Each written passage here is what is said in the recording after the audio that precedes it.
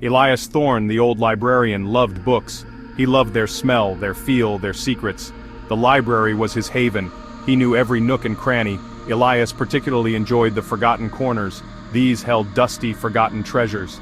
One rainy Tuesday he stumbled upon such a treasure. It was in the farthest corner, tucked behind mildewed encyclopedias. It was a leather-bound book.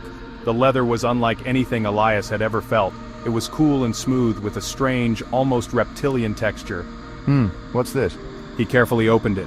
The pages were thick vellum, yellowed with age. The text was written in a language he didn't recognize, elegant and spidery. He ran a hand over the strange script.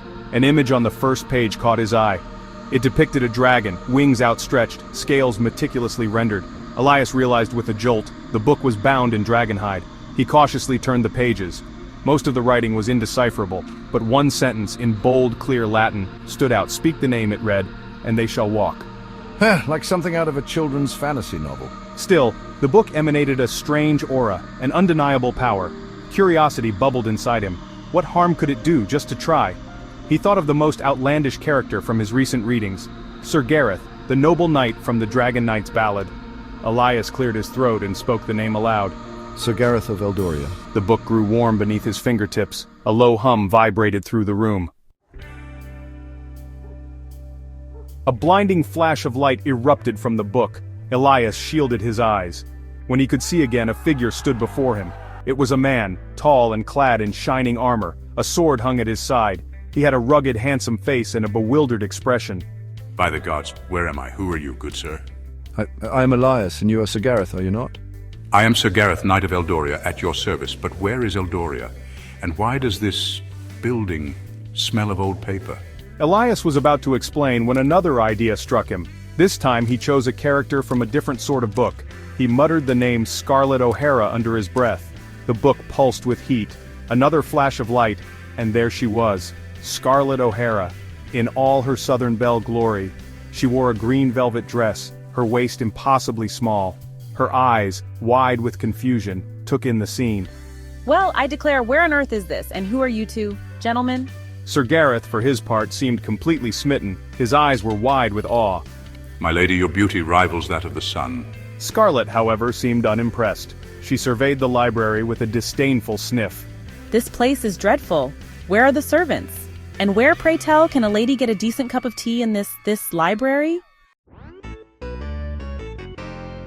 Elias's head spun. He had brought two fictional characters to life. One, a chivalrous knight out of time, the other a demanding Southern belle. This was proving to be much more complicated than he had anticipated. Sir Gareth kept trying to engage Scarlett in conversation, showering her with compliments. Scarlett, however, was having none of it. She demanded tea, cakes, and a proper bath. The library, usually a haven of peace, was in utter chaos. Sir Gareth, his armor clanking against the bookshelves, kept bumping into things. He mistook the card catalog for a torture device and the computer for a particularly dull magic mirror. Scarlett, meanwhile, had discovered the emergency exit and was threatening to leave unless Elias produced a proper gentleman caller. This is absurd. Where are the Rhett Butlers of this world? Elias, at his wit's end, tried to explain the situation. He told them they were in a library, that they were fictional characters he had brought to life. Sir Gareth listened with wide-eyed wonder. Scarlett, however, dismissed it all as utter nonsense. Fictional? I assure you I am quite real, and I am famished. Now about that tea. Elias realized he needed to act fast. These characters were clearly not meant for the real world, let alone his beloved library. He had to send them back. He grabbed the dragonhide book. Frantically, he flipped through the pages, searching for a way to reverse the spell. The book seemed to pulse with warmth, almost as if sensing his urgency. Finally, he found it.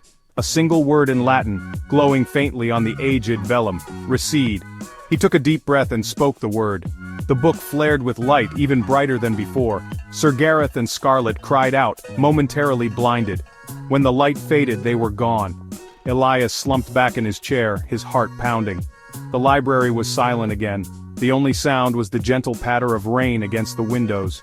He looked around at the scattered books, the overturned furniture, the lingering scent of lilac perfume. It was as if a storm had passed through. Perhaps the quiet life of a librarian isn't so bad after all.